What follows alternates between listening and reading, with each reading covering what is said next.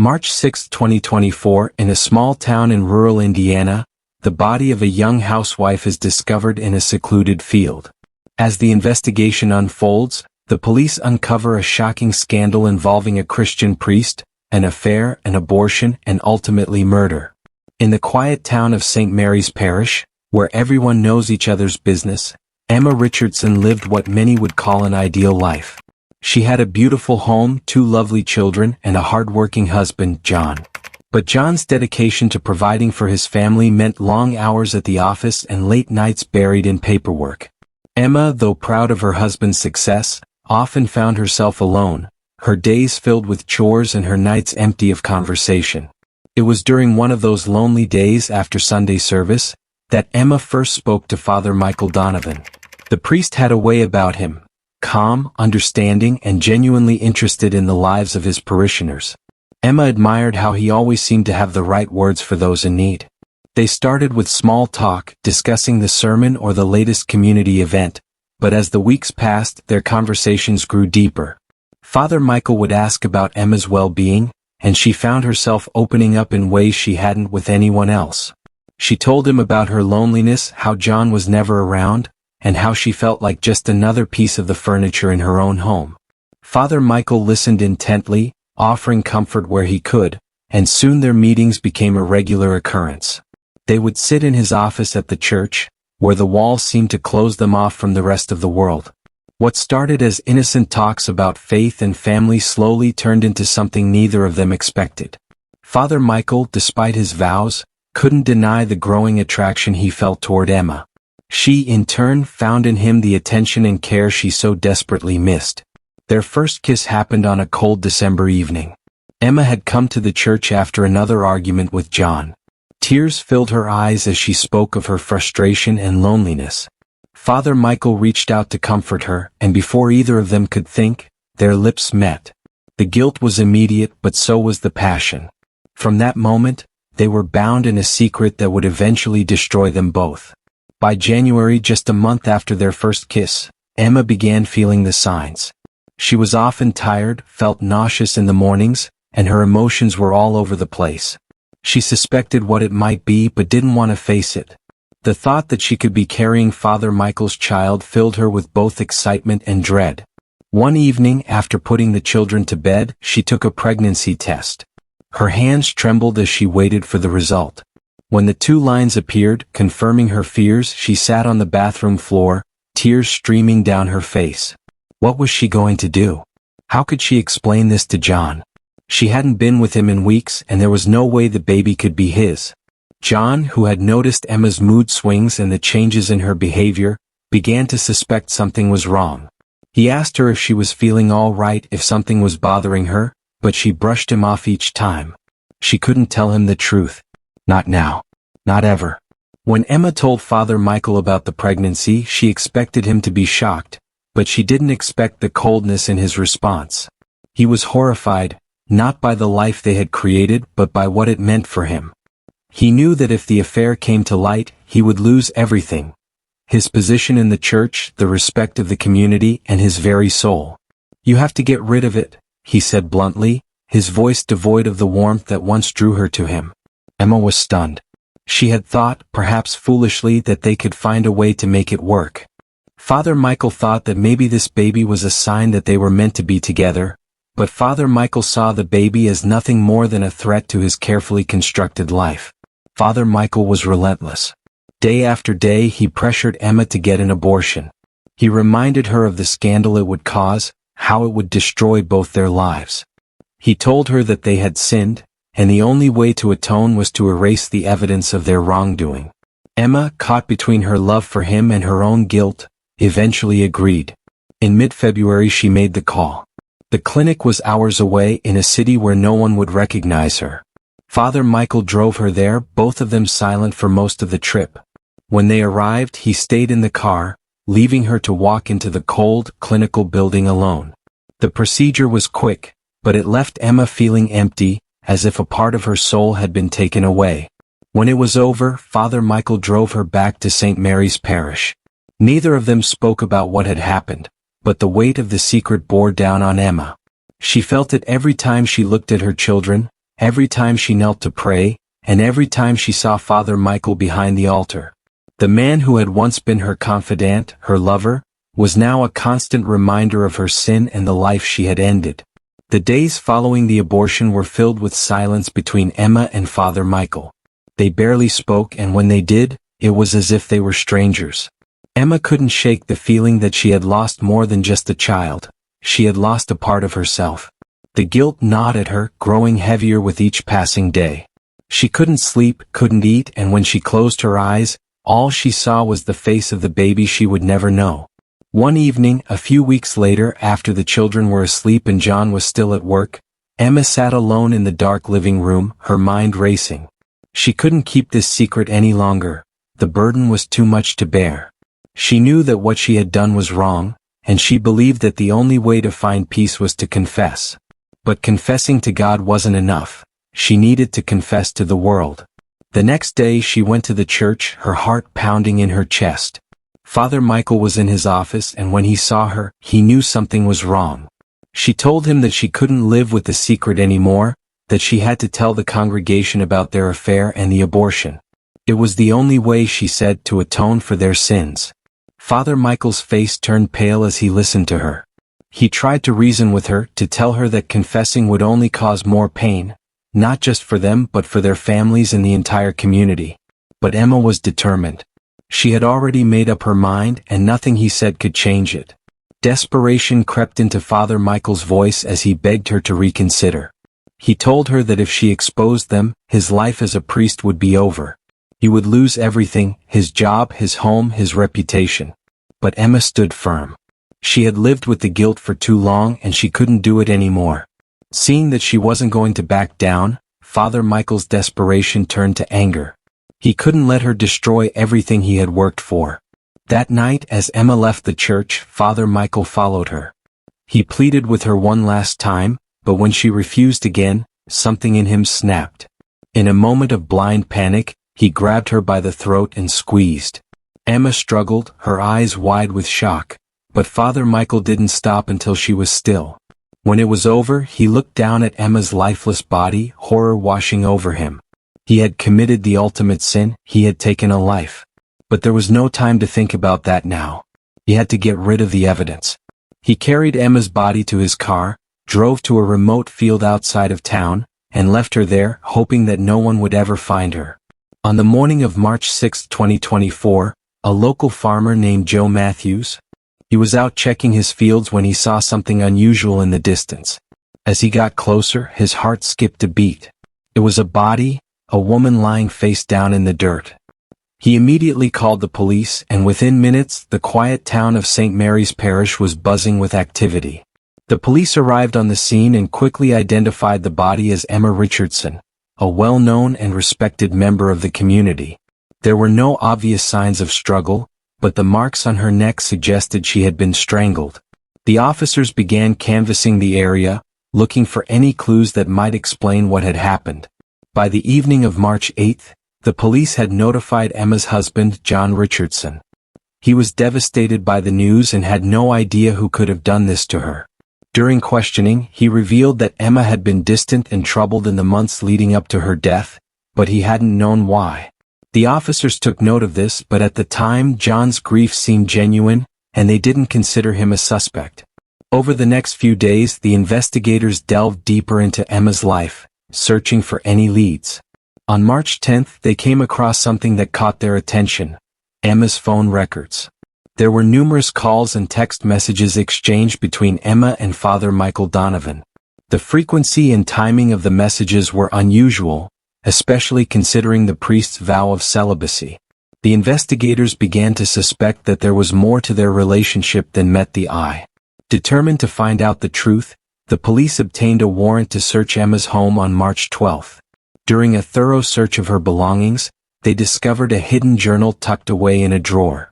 The entries in the journal were shocking.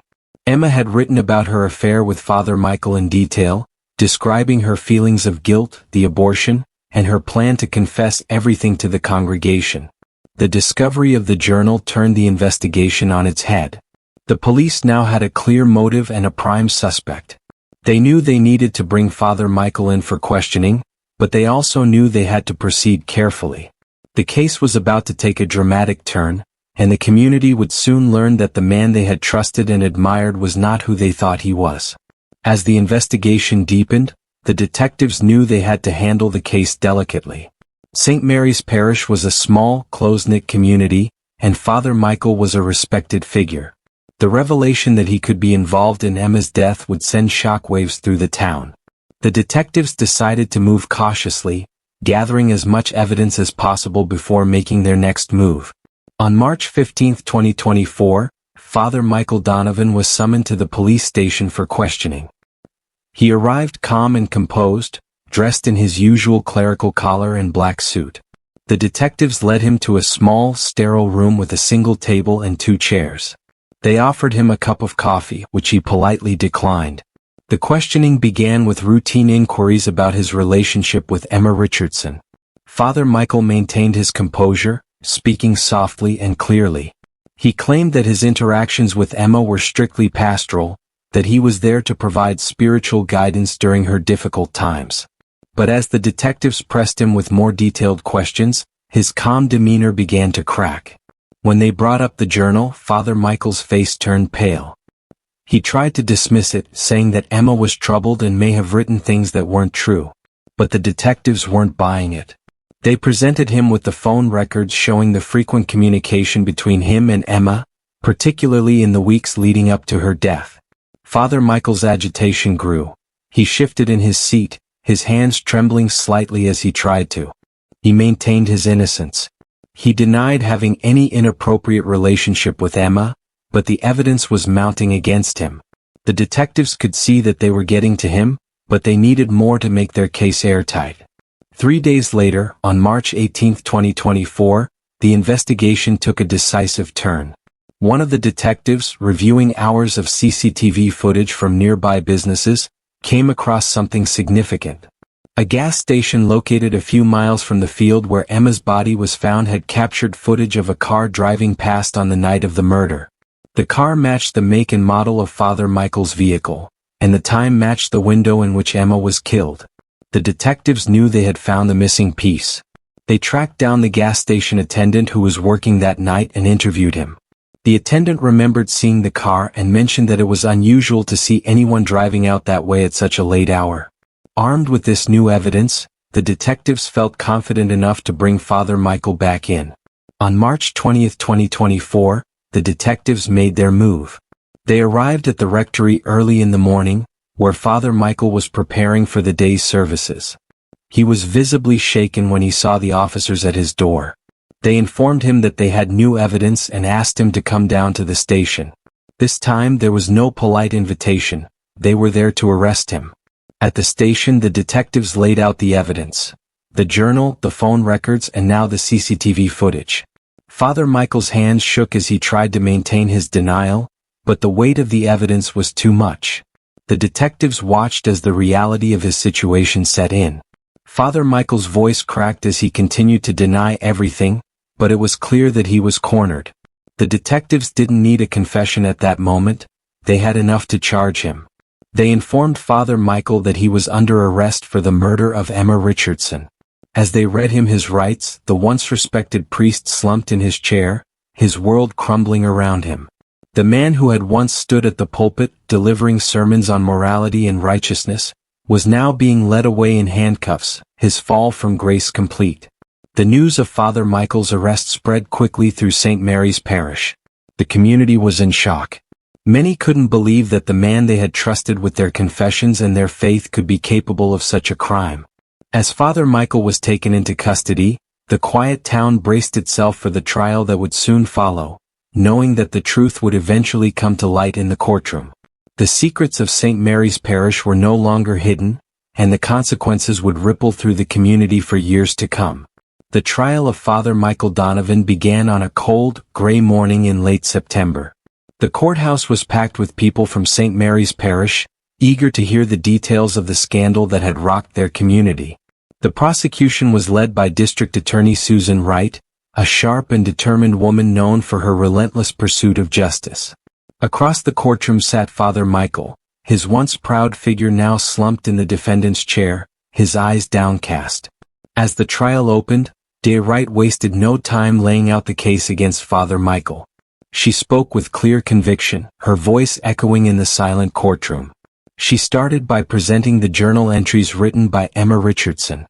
Each page was filled with raw emotion, her love for Father Michael, her guilt over the affair, and her deep regret about the abortion. The jury listened intently as Wright read aloud Emma's words, painting a picture of a woman who had been led down a dark path by the man she trusted. Next, Wright introduced the text messages and call logs. These showed Emma's repeated attempts to reach Father Michael in the days before her death. The messages were desperate, pleading, filled with confusion and sorrow. Emma had clearly been struggling, and Father Michael had ignored her, leaving her to face the consequences of their actions alone. The jury could see the pattern of communication, the way Emma's messages became more frantic as the days went by, and the coldness of Father Michael's brief, dismissive responses. But the most damning piece of evidence came in the form of the CCTV footage from the gas station. The grainy video showed Father Michael's car driving toward the field where Emma's body was later found. It was late at night, the road deserted, and the timing matched perfectly with the window in which Emma was murdered. The prosecution also presented forensic evidence. Tiny fibers found on Emma's clothing that matched the interior of Father Michael's car, and traces of soil on his shoes that matched the field where her body was discovered. As the prosecution's case unfolded, Father Michael's defense team, led by a seasoned attorney named Richard Green, prepared to counter. When it was their turn, Green stood and addressed the jury. His tone was calm, almost soothing, as he began to weave a narrative of a man pushed to the edge. He didn't deny the affair. It was clear from the evidence that there had been a relationship between Emma and Father Michael. But Green argued that Emma had become mentally unstable after the abortion, driven to the brink by guilt and grief. Green claimed that on the night of her death, Emma had confronted Father Michael, accusing him of ruining her life and threatening to expose him. He argued that Emma had become violent, and in the heat of the moment, Father Michael had acted in self-defense. It was a tragic accident, Green said, not premeditated murder.